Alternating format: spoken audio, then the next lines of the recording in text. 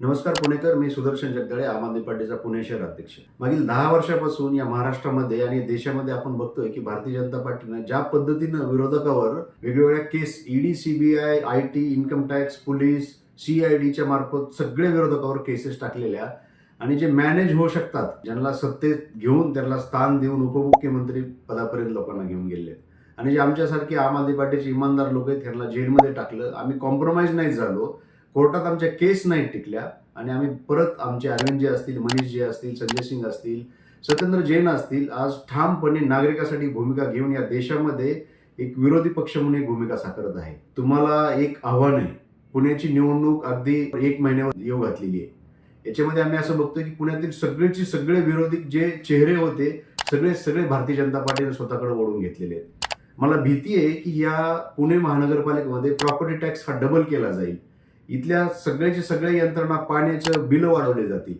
Tanker परत या शहरामध्ये मोठ्या प्रमाणात फिरणार आहेत. सार्वजनिक वाहतूक कोलमडीस आणून परत प्रायव्हेटच्या हातीही दिली जाईल. हे शहराचं विध्वंस करण्याचं काम ही भारतीय जनता पार्टी परत करणार आहे, कारण विरोध करण्यासाठी विरोधकच ठेवल्या नाही. ही खरीच लढाई यावेळेस सामान्य माणूस, सामान्य पुणेकर आणि सगळे राजकीय जे भारतीय जनता पार्टीने एकवटलेले आणि त्यांच्या छताखाली घेतलेले. सामान्य माणसाला माझं आव्हान आहे आणि इतर पक्षातल्या पण जो इमानदार कार्यकर्ता राहिलेला आहे, ज्यांना वाटतं की नागरिकांचे शिक्षण असेल, आरोग्य असेल, सार्वजनिक सुविधा असेल, ड्रेनेज असेल, पाणी असेल, रस्ते असेल, गार्डन असेल, इथली सुरक्षा असेल, शाळा असतील, इथले आरोग्य संस्था, दवाखाने असतील, या सर्व जर साबूत ठेवायचे असतील, ही सत्ता किंवा हे शहर जर सामान्य माणसासाठी परत जर उभा करायचा असेल आपल्याला, तर एकवटलं पाहिजे. मी सर्वांना अपील करतो की आम आदमी पार्टी सर्वसामान्य कार्यकर्त्याला, सर्वसामान्य नागरिकाला तिकीट देणार आणि यावेळेस कुणाकडूनही पैसा न घेता आम आदमी पार्टीची खाती एकही रुपया उमेदवाराकडून घेतला जात नाही. या एकमेव पक्ष जो जनतेसाठी काम करतो. त्यामुळे जेवढ्यांना वाटतं या शहरामध्ये विद्यार्थ्यांचा आवाज दाबला, महिलांचा आवाज दाबला, आम्ही शिक्षणावर आवाज उठवला, आमचा आवाज दाबण्याचा प्रयत्न केलेला आहे.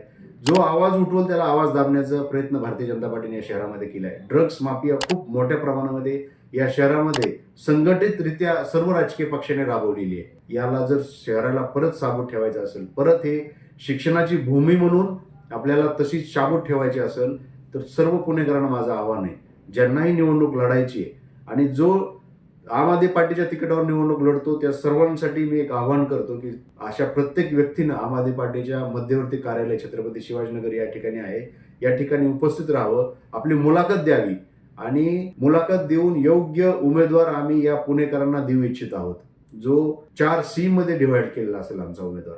म्हणजे जो नॉन क्रिमिनल असेल, नॉन करप्ट असेल, ज्याला नॉन कम्युनल असेल आणि ज्याचं कॅरेक्टर चांगलं असेल, हे 4C मध्ये आम्ही उमेदवारांना उमेदवारी नक्की देऊत आणि शहराला परत सुसंस्कृत शहर, शिक्षणासाठी अग्रगण्य शहर या देशामध्ये आपलं नाव टिकवण्याचं काम करू. विशेष करून मी आयटीतल्या प्रत्येक व्यक्तीला एक आव्हान करतो. या शहरामधल्या कित्येक कंपन्या आहेत, हे चेन्नई असेल, हैदराबाद असेल, इकडे स्थलांतरित होत आहेत. आपण मध्यंतरी बातम्या बघितल्या की 40-45 कंपन्या इथलं हेड ऑफिस असेल बंद केले आणि इतर राज्यामध्ये स्थलांतरित होतात, जिथं भारतीय जनता पार्टी नाहीये. विशेष करून हे जर उद्योगधंदे टिकवायचे असतील, तुमच्या नोकऱ्या जर पुण्यातच शाबूत ठेवायच्या असतील, शिक्षण असेल, आरोग्य असेल, याच्यावर जर महत्त्व देणार असेल, ट्रॅफिक नियोजन असेल, रस्त्यावर जर फिरलं तर धूळ इतकी आहे या शहरामध्ये, आपला इथलं वातावरण जे गढूळ केले भारतीय जनता पार्टीने, हे साबूत ठेवायचे असेल तर आम आदमी पार्टीच्या तिकिटावर आपण निवडणूक लढावी हे मी आव्हान करतो. आणि सर्वांना ज्यांना इच्छा आहे निवडणुकीला सामोरं जायचंय, त्यांनी यावेळेस आम आदमी पार्टीच्या कार्यालयात यावं, मुलाखती द्यावा, मी सर्वांना आवाहन करतो. धन्यवाद. जय हिंद, जय महाराष्ट्र.